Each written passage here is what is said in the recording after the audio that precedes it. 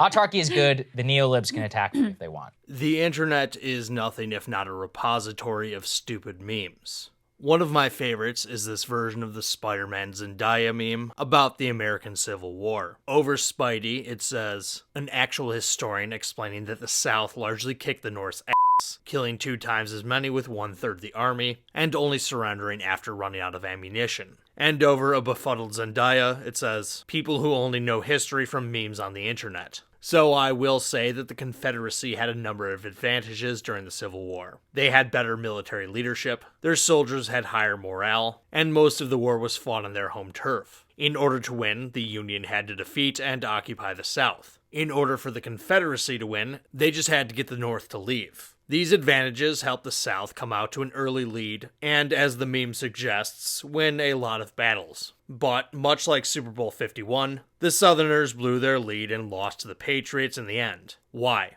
Well, the most important reason, as I understand, is that while the North certainly did lose lots of battles, they won the economic war. The North had more men, more supplies, and more rail to deliver said supplies. What the person who made the meme doesn't seem to understand is that delivering munitions and other supplies to your army is not somehow incidental to the war effort. It is the war effort. Winning battles is only half the battle, pun intended. You can have the best trained army with incredibly high morale fighting on their home turf, and it won't mean a thing if they don't have bullets to shoot or food to eat. A military victory is oftentimes the capstone of an economic victory. As General John J. Pershing once said, infantry wins battles, logistics wins wars. And that brings me to Russia. Apparently, the Confederates aren't the only ones lacking bullets. Russia, too, is suffering from ammunition shortages. Yevgeny Prigozhin, head of the pro-Russian mercenary force, the Wagner Group, complained about the lack of proper munitions coming from Moscow. As NBC News reports, writing on his company's press service Telegram channel on Sunday, Prigozhin said ammunition that had been promised by Moscow in February had not arrived. He added he wasn't sure whether the delay was caused by ordinary bureaucracy or betrayal. According to British intelligence, Russian reservists have resorted to using shovels in addition to firearms thanks to the lack of bullets. It's hard to know exactly what's true with the fog of war and all, but we do know that, if this is true, it wouldn't be the first time Russia struggled to properly arm its military during this invasion. According to the Washington Post, during a Senate hearing,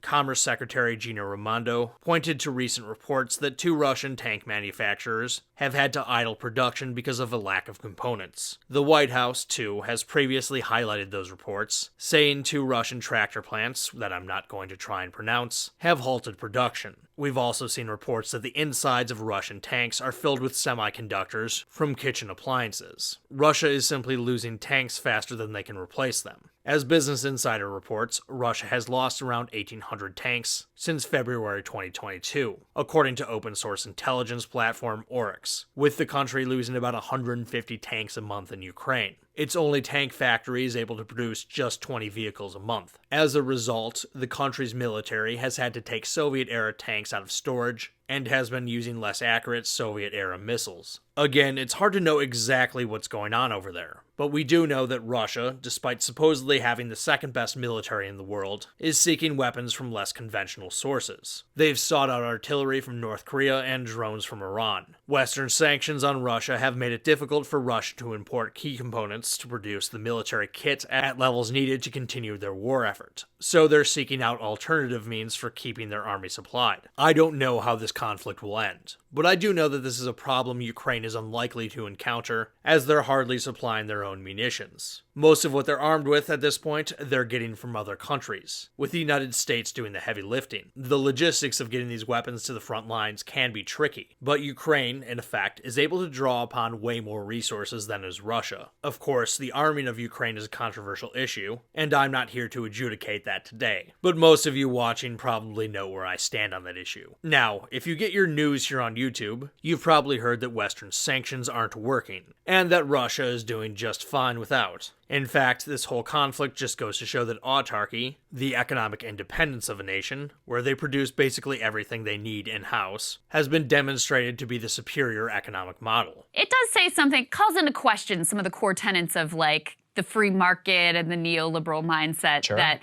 Russia's been totally shut off from, large sectors of the global economy and quite a lot of their, of their concerns are doing just fine. Just interesting to think about that, the impact here in Russia was the polar opposite of what all our brightest economists told the American public was actually going to occur. Well, if the audience will indulge me, it validates an economic theory of how I think that countries should operate, which is that we've banked everything on globalization, financialization, and the service economy, but in a time of conflict, the only thing you can really count on is quote-unquote autarkic economy, which means things that you produce for yourself. So what are the Russians teaching us? Commodities are everything. It's all about hard power. It's about internal supply chains. It's about having a robust domestic state, which is capable of wearying and stopping attacks from the outside and choking off all of the areas that you have vulnerable points, like Germany's Russian gas, like our,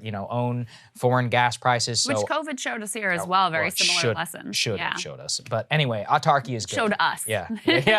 Autarky is good. The neolibs can attack me if they want. Over the last several years, Putin has gone to great lengths to achieve as autarkic a state as possible, essentially trying to sanction-proof his country in an effort known as Fortress Russia. Furthermore, Russia, with its vast natural resources, has positioned itself as a major commodities exporter. This gives Russia further economic security, as other nations are dependent on them for commodities. And if worst comes to worst, even if no one buys them, Russia is just stuck with more raw materials than they need. Surely, this conflict and the resilience of the Russian economy has embarrassed the neoliberals. If you genuinely believe that, then I'm sorry to say you've been misinformed. It's true, Russia is a major exporter of raw materials and commodities, but their reliance on these exports has made them vulnerable, in that they're in an asymmetrical relationship with most other players in the global economy. While Russia is heavily dependent on selling these things, the world is not heavily dependent on buying them. As a Yale study on the Russian sanctions notes, each of the major commodities Russia exports, Russian supply is no more than 10% of the global market in the case of certain energy categories, and low single digits in the case of most metals and foodstuffs as shown on the graph, according to proprietary estimates by economic researchers at Morgan Stanley. While the impact is not evenly geographically distributed, given, for example, more heavy reliance by Europe on Russian energy flows, on the whole, this has allowed most major multinational companies to seamlessly pivot away from purchasing Russian exports without disrupting sourcing of supply. Even companies which previously relied heavily on Russian commodity supply, such as Boeing, a major American defense contractor, which purchased nearly all of its titanium from Russia, have been able to suspend Russian purchases and find alternative supplies without missing a beat. And across the entire commodity complex, prices have largely now fallen to below where they were prior to the invasion, including wheat, oil, and metals markets. I could do several videos on this study alone, and perhaps I will in the future, but if you're interested in reading it, it's publicly available and the link to it is in the description box below. For now, I'll just say this. Vladimir Putin miscalculated in thinking that he could gain irrevocable leverage in European politics by making so many countries dependent on Russia for raw materials and commodities, natural gas in particular. What he failed to anticipate is that while yes, in the short term, not being able to purchase Russian commodities and raw materials made prices rise and caused some pain, in the long term, buyers can diversify where they purchase these things from. In fact, that is precisely what has happened in the case of energy. After Russia invaded Ukraine, purchases of Russian natural gas by European countries plummeted. At the time, a lot of people made grim jokes about how, come next winter, Europeans will be freezing. Fortunately, Europe was able to prevent this by quickly diversifying its energy supply. How did they manage to do this so quickly? Well, as Scott Linscomb writes at the Dispatch, 2 words: corporate greed.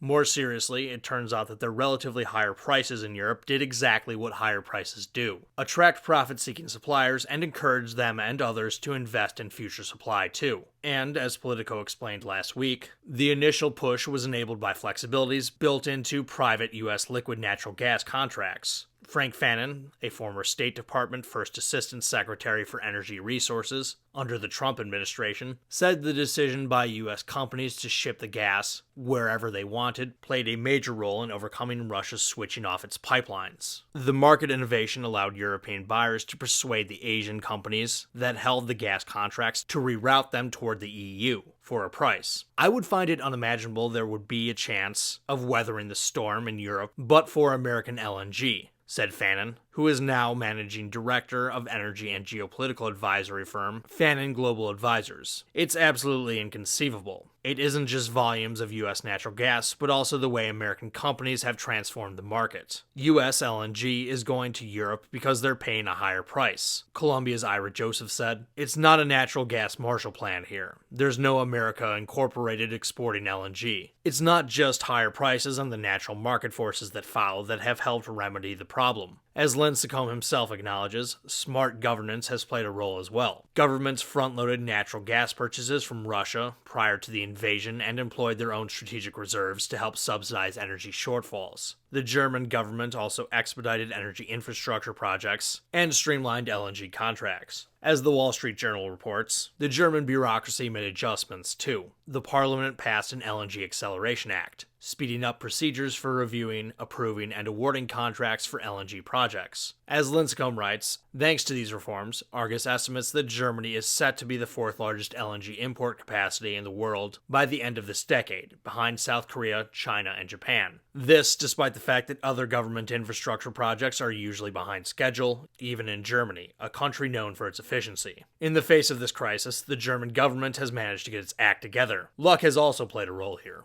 Europe has experienced a relatively mild winter. Don't get me wrong, I think Europe becoming dependent on Russian natural gas in the first place was a bad idea, and I stand by that. The mistake, at least as I see it, was in part putting so many eggs in one basket. Though Europeans have done a good job adjusting, there has been pain from this adjustment, and it's pain that could have been lessened had they diversified their energy infrastructure to begin with. And that brings me back to autarky. Not only is Russia itself a great example of autarky failing a country, in terms of making it much more difficult to properly mobilize resources for a war effort, the European situation is a great example of why diversification matters. A lot of people operate with the assumption that whatever the costs associated with autarky are, they're worth it because they provide a level of security that we otherwise wouldn't have had. A lot of people may look at the Russian energy situation and at first glance determine that this demonstrates that countries need to produce all their own energy or other important goods in-house. The way that we are worse off than during the Great Depression is that our economies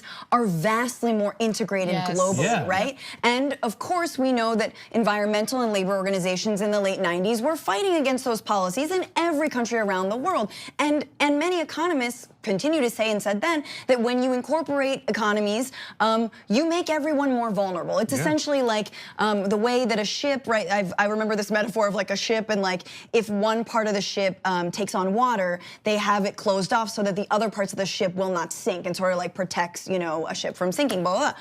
Well, now, essentially, with a globalized economy, you remove all those barriers so that if one part of the ship goes down, the entire ship, or takes on water, the entire ship is going down. That is what is happening with our economy. The fact that we don't have respirators, ventilators, masks, face masks, we don't even produce those things in a non-xenophobic way, may I say.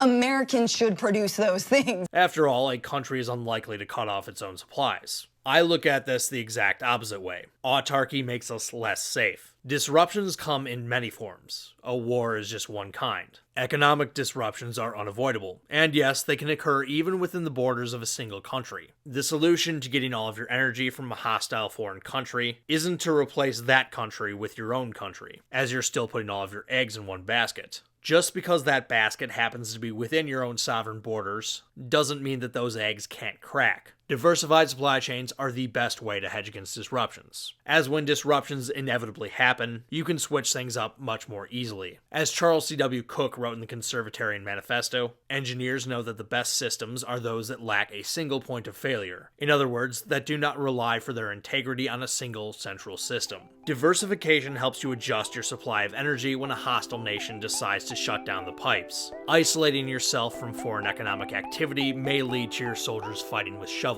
I'm confident in saying that the former makes us safer.